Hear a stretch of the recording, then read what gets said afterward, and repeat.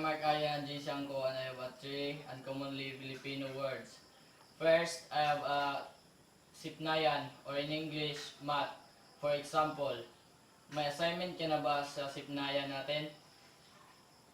Pangalawa, tibubos or tao. For example, may maraming tibubos ba kagabi sa recital natin? Pangatlo, salipaw-paw or in English, airplane. Balang araw, makakasakay na rin ako ng salipaw-paw. Thanks for watching.